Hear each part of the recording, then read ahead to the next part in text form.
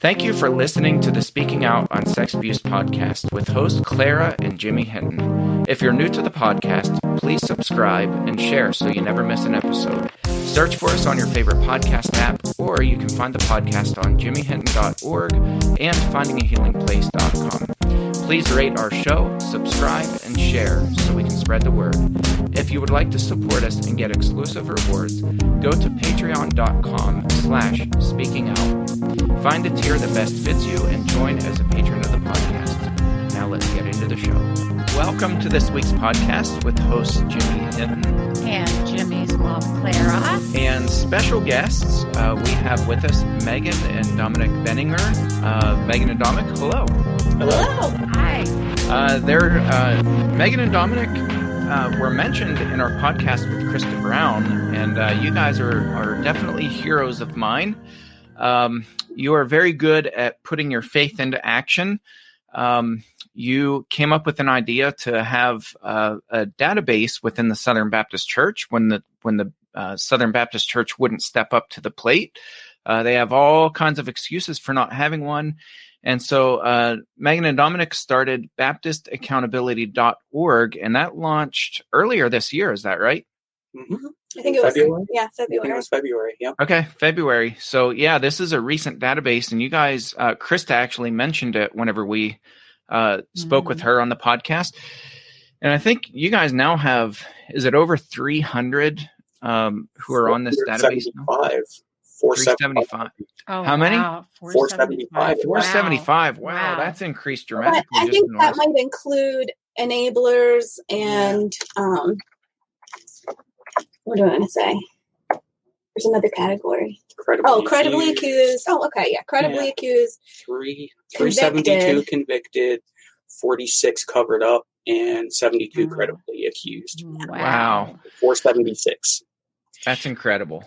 And there are many more that we know of right now that we just manpower can't get them in fast enough. You know? Yeah. Isn't that telling? Yeah. Well, I want to give our listeners a little bit of a background for who you guys are, how we connected, and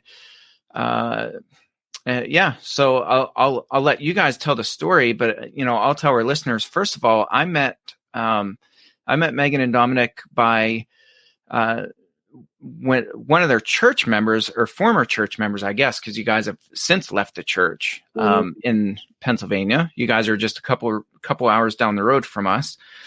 I was called to consult with your church, and there was an issue of some church members finding out that your pastor had a criminal history of sexual abuse of minors.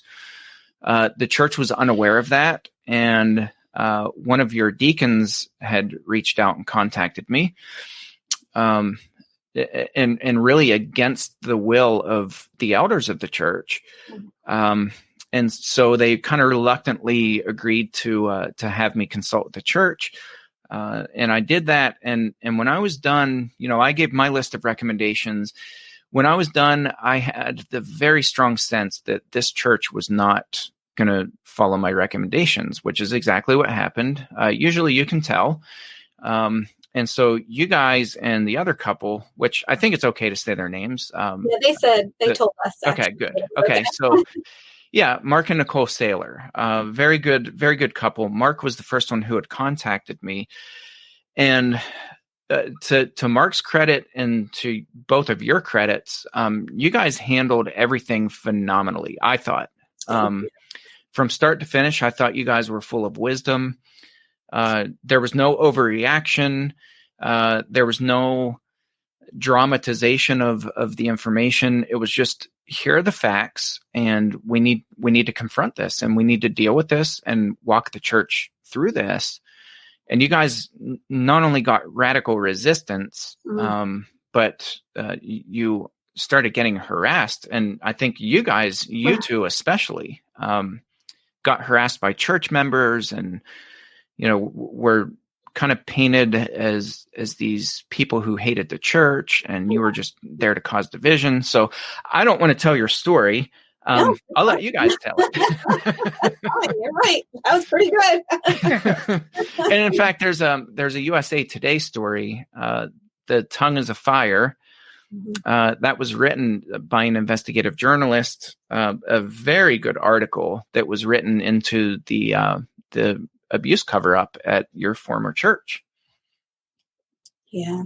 So yeah, you guys tell a little bit of the backstory and how that led you guys to start the database that you started February of this year. Sure. Well, go ahead. So I guess going back all the way, we had been members at OakWoook Baptist for 12 years, and we knew there were some rumblings between there were 5 pastors total in this tiny church. I mean, the church was only 100 people on the best Sunday, but maybe there were 5 pastors, which seemed a little much for that small church. Right. And we knew there was conflict, but we didn't know what was going on. And then suddenly the head pastor, the senior pastor, left, which was really unusual because it was his father's church before him. And I mean, he was invested in this place. I mean, very, involved in our lives, and everyone's just really a good pastor as far as he did a great job shepherding the sheep, so to speak. But we didn't know everything that was going on. But anyway, so he suddenly left. He was called somewhere else, which was very obvious to us that he wasn't. It's something, I mean, maybe he was too, but something else was going on. Yeah. And so after he left, the sermons from the other pastors got really weird, really fast. It was almost always about stop, no gossiping. I hope you guys aren't lying. This church isn't what it used to be. You're not loving anymore. Really get lectured from the pulpit. It's really, and I actually had panic attacks, like full on panic attacks. And I didn't know why. I mean, I knew the sermons were off, but I didn't realize like what that did to me. We actually were in a cult in college for 2 years, which Dom has written all about that. We have a website, churchtrauma.org, that he has written. If anybody's interested in that experience, he's written all about that. So I think it was that spiritual abuse from the past. And I know, Jimmy, you've talked about triggers being helpful in pinpoint. Well, this is one of those cases. It really was. Yeah, because triggers are telling a story. They're telling you that something's not right. Yeah. Right. Yeah. I stopped being able to be in the room during the sermons because I would my temperature would go, my heart rate, I'd feel like I was going to pass out. I mean, I'd have to go outside and just walk around and not be in there. Yeah. And then we decided to take a sabbatical from the church just because we didn't know what was going on, but we felt we needed to be distanced. Take a step back. Right. Yeah. Take a step back. And so we did. And after we were out for a couple, and we told them, we stepped down from all our leadership positions. Don was worship leader. I was nursery director. I mean, we were very involved. Right. Stepped down, told them we're just taking a break. Didn't even tell them why. It was just like, we just are. So we're out for a couple of months, and I was having a conversation with Nicole Saylor. And, we had talked a lot, about what's going on, trying to figure out what was going on with the pastors and why is everything so secretive. And I just said to her, I feel like I shouldn't even say this out loud because I don't have any evidence of this, no reason to believe it other than I feel it. You know what I mean? Mm-hmm. And I said, maybe it's just the cult and maybe I'm overreacting because of the cult. Maybe, but I wonder if there's sexual sin behind this. Interesting. I don't know. It's just intuition type thing, but maybe from past experience.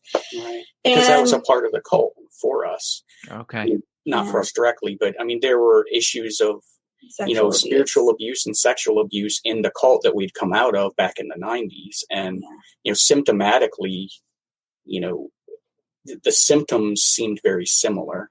And I don't want to speak, for you, but, it seemed like a similar situation. Yeah.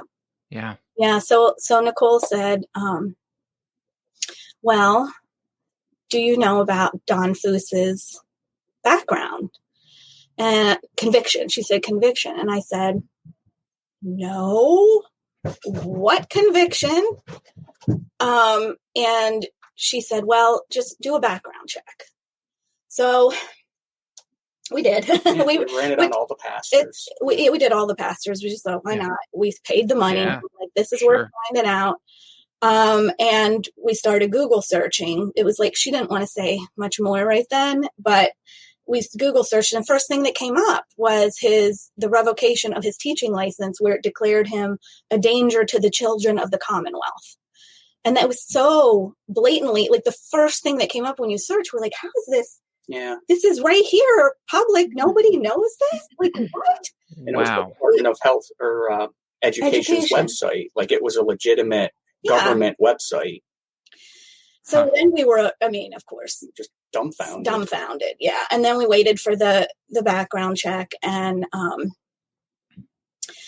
so as it turned out, the sailors had known, but they had been told, as everyone else had been, that it was a false accusation.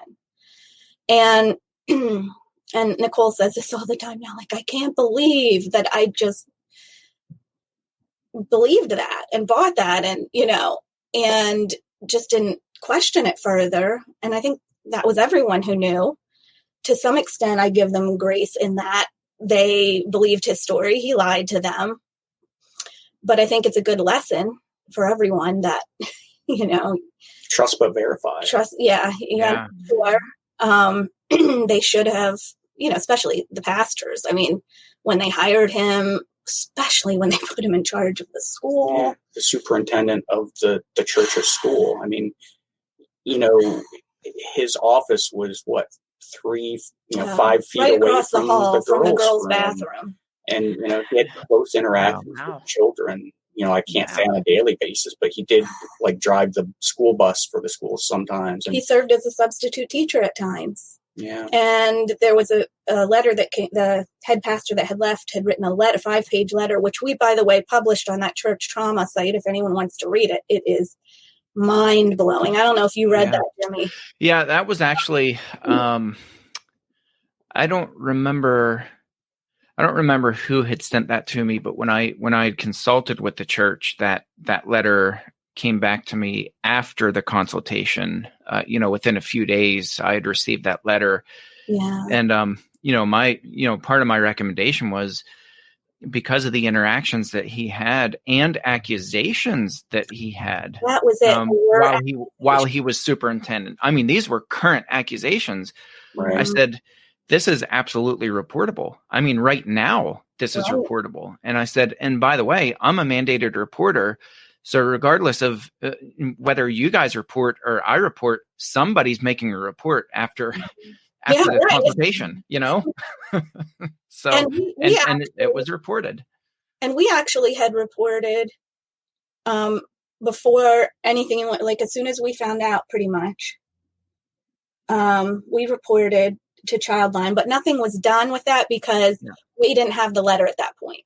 Right. All we knew was he had a conviction, he was serving as pastor, and they didn't, that's legal.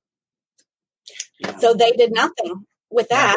Childline didn't until that letter came out, and it said, yes, he had children on his lap, straddling his leg, pushing them by their butts on the swings.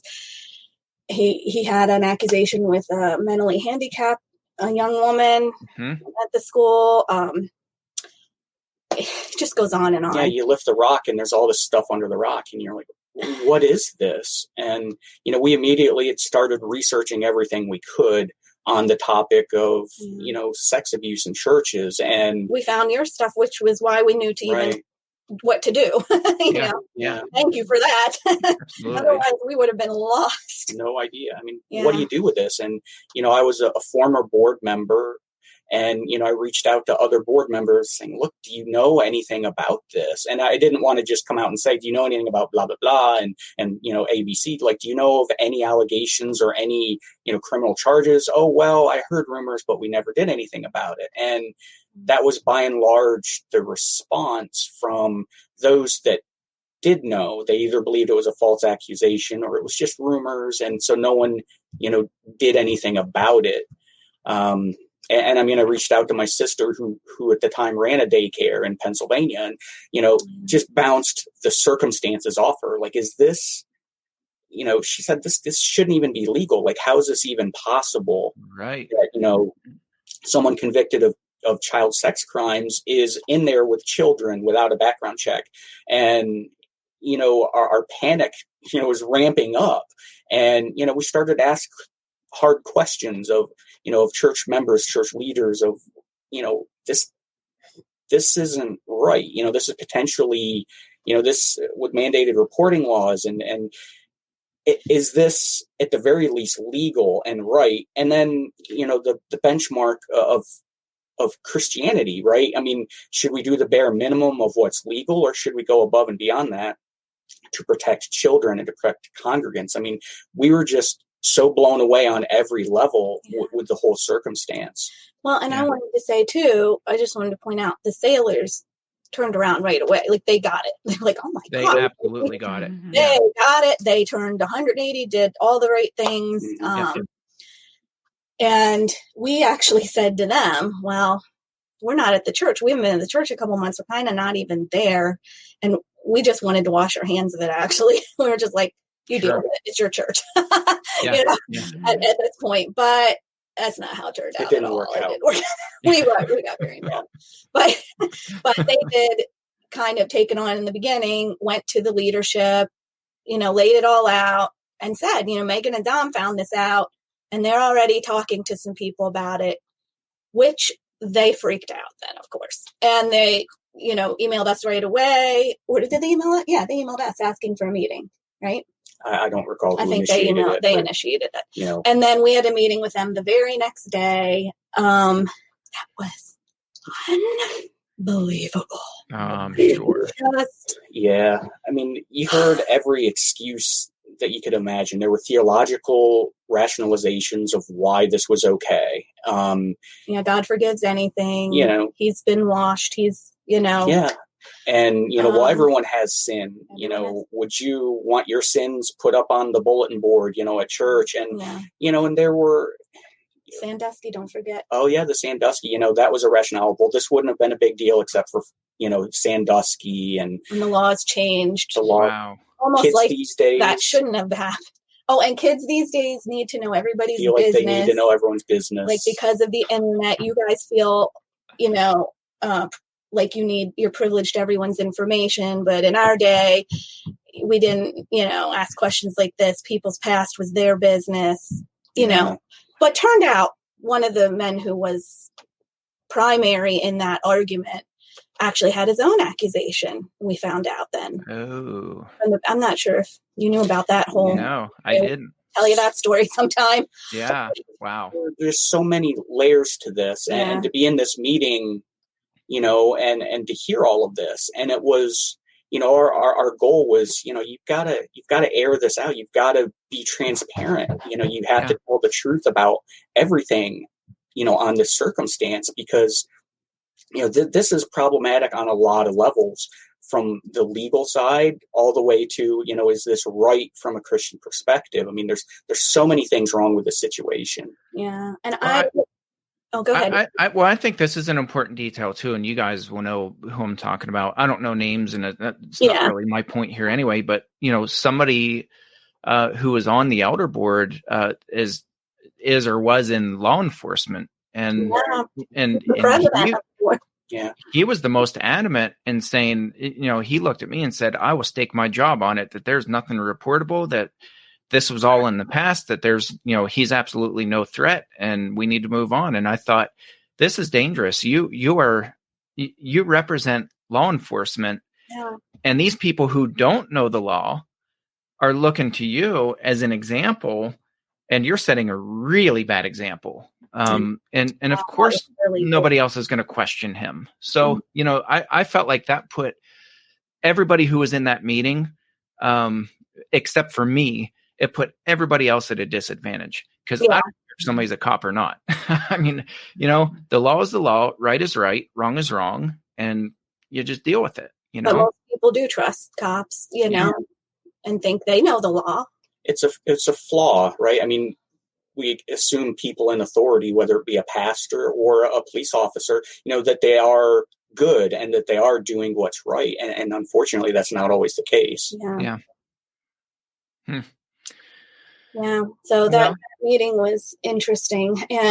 But we just kind of kept going after that, and then started telling more people. And then then they had him, well, Don Foose retired almost immediately.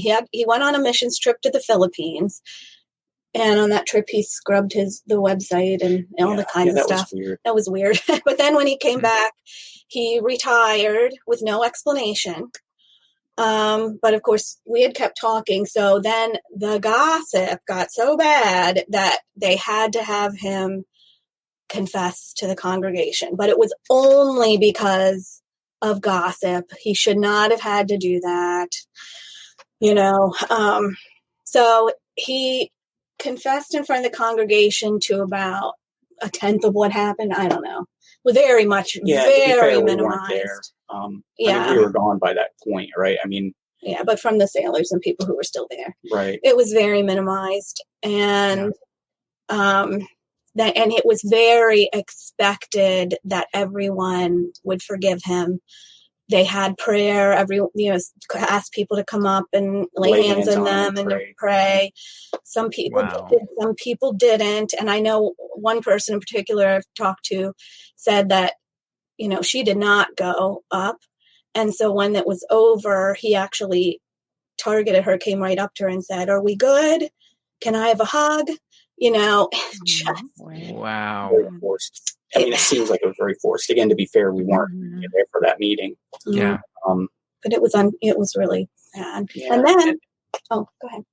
No, I mean, you continue. Well, then I was going to say, then he was gone. Okay. Because he originally was going to stay through July.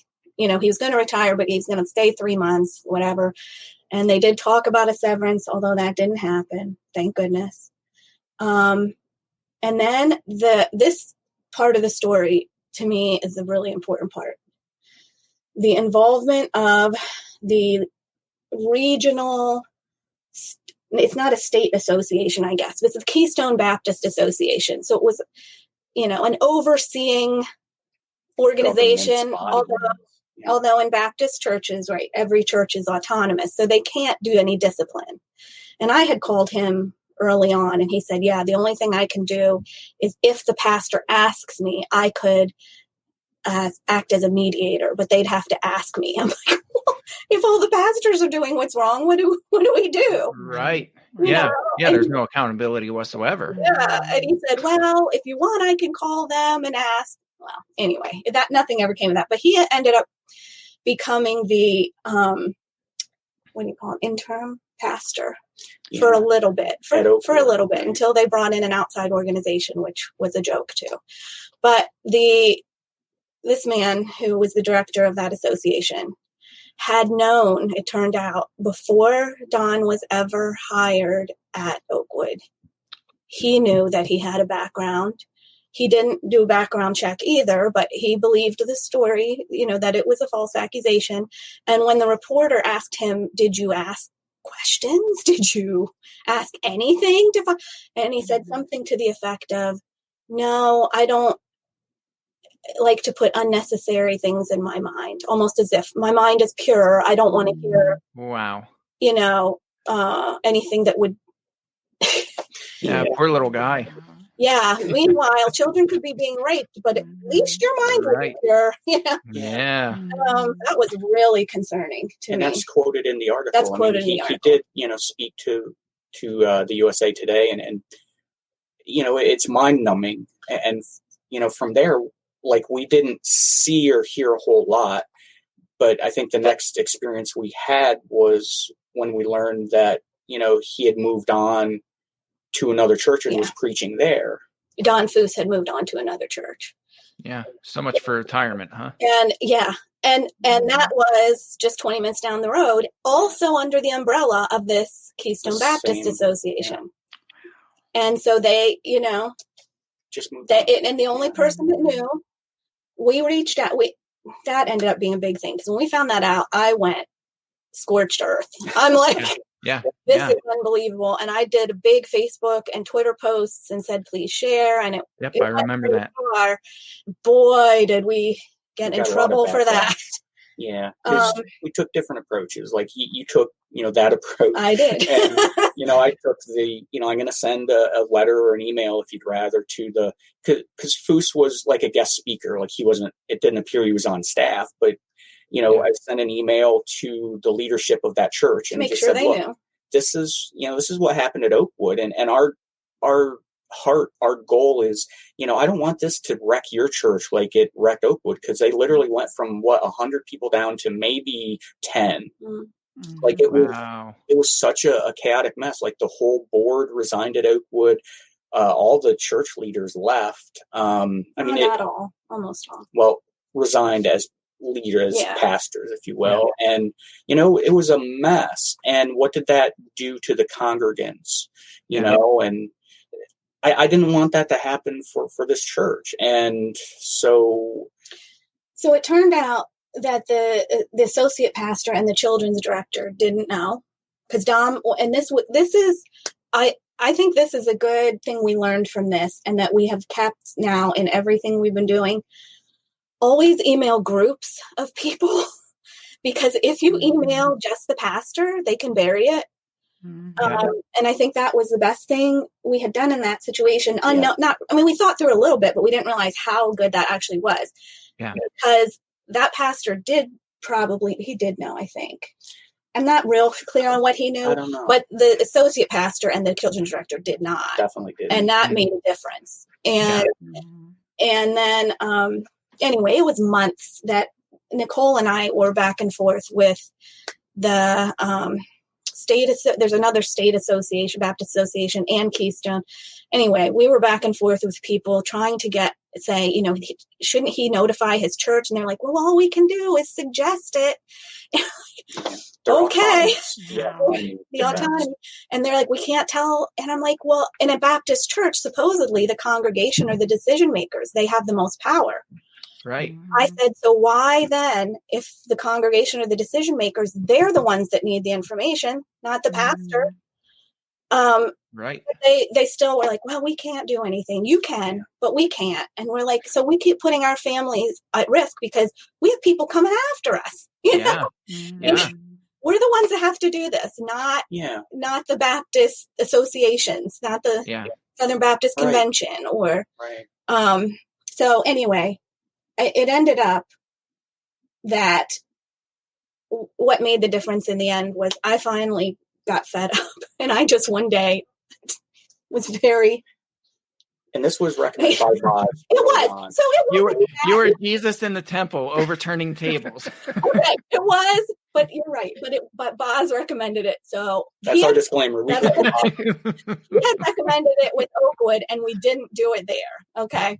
Yeah. I did say to them at this other church, I said to that pastor, okay, the state association can't tell me if you have informed your congregation or not. So it will be up to you to let me know. And you have until next Monday, I think it was. I don't remember what day. I gave him 5 days and said, you have this long to notify your congregation. And if I haven't heard from you that you have, and here by name, you need to say his name and the names of his convictions, not that somebody did something, which is what happened at Oakwood. And I said, do that by this date or else I will find a way to do it. And crickets from everyone. And by the way, everyone is copying this up to Todd Unzicker, I think, who's real high up in Southern Baptist. Yeah, super high up. I tagged everyone. Yeah.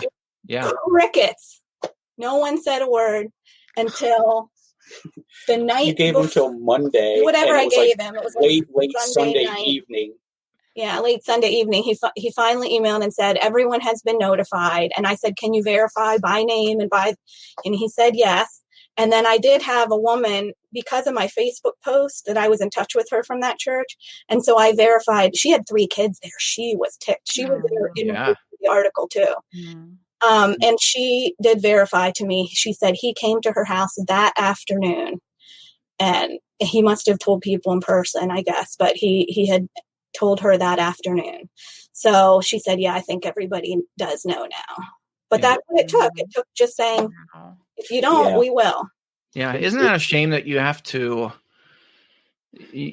force their hand? Yeah. Because it's that old, we can't do anything about it. And, the other thing that's really troubling in church culture, and I've seen this for 9 years now, since I started speaking on this, is that the people who warn people of legitimate concerns, it's not like you guys were making this up. It's not like you were going around saying, Don might have done this. Like, the dude has a criminal record and confessed to his crimes, spent time in jail, like the guy has a criminal record and had his license stripped from the Commonwealth of Pennsylvania. It's not like this is an innocent person who you're just going around whispering rumors. Right. When people who warn other Christians of people who are a threat, a legitimate threat, it's we who get chased off. Yeah. And, you guys had all kinds of threats. And like, I remember you posting and sending me messages about people like leaving these mystery packages on your porch, like all this bizarre stuff. And some of that we were like, we don't know. I mean, was it something right? We were just terrified at that point because we did have a little bit of stalking. We had people sending nasty emails. We got doxxed on Twitter, meaning they published all our personal info and cell phone numbers. And it was copied and pasted, it looks like, right out of the OakWoook directory, like onto Twitter. And like when I reached out to, like what OakWook's approach was, look, if people come to us and ask us what happened, we'll gladly tell them, but we're not going to say anything unless someone asks us. So when I reached out to the pastor, down in Carlisle about, Foose being a guest speaker there, I said, look, OakWoook will be willing to answer your questions. And I copied the board on it. And I got a letter of rebuke from the board for doing that. Yeah. And how dare you put our name on that? It made it look like we were in support of this. It implied that they were in support of me reaching out to that church. So they didn't want to be in support of notifying another church. Yeah. I mean, the bottom line is do nothing and say nothing is what they all wanted from us. Yeah. And they had, and then it came out later that right when this happened, when you emailed him and I did the Facebook post, they called some emergency meeting and they had the state director there to answer questions. At Carlisle. But only it wasn't with the whole church. It was just with the few people they wanted to know. Was it, I don't know, like leadership or something? I don't know. Yeah, I don't remember who all it was, but it wasn't the whole church. Yeah. But anyway, so it's like. It's crazy. I think there's a gross misunderstanding where there's this toxic church culture that says anybody who calls other people out who are legitimately abusive people, you're just stirring the pot and you're just, let sleeping dogs lie and, keep quiet for the sake of Christ and the kingdom. And that's kind of the church culture mentality. Yeah. And it's so in opposition to the teachings of Christ. I mean, again and again, reading over the parable, of the Good Samaritan. And I always find it interesting that the person that came to Jesus asking, what must a man do? Was a lawyer, some translations say it was a lawyer, someone well-versed in the law. And, that whole parable, of the Good Samaritan, lining that up with victims of sexual abuse or victims of spiritual abuse, which I think is very rampant in congregations. Like, how are we, as believers and followers in Christ, how are we fitting into that story of the parable of the Good Samaritan? Yeah. When people are spiritually bleeding out and we're stepping over them. Yeah. And are we doing the bare minimum legally? I mean, so many times, and not just, our experience, but so many other experiences shared by, Krista has shared a lot about this, right? Churches tend to do the bare minimum as required by their lawyer to minimize risk, right? And are we called as believers in Christ and followers in Christ to do that bare minimum Well, I think we're called to lay our lives down. Lay it out there, take risk, and one of the primary things in all of this was, yes, there was risk. There was risk in, speaking out. If we can protect one child, just one child, was that risk worth it? I think absolutely it was. And I think once you get into the database and people see, like, it wasn't expensive. It wasn't, it's doable. It's very doable.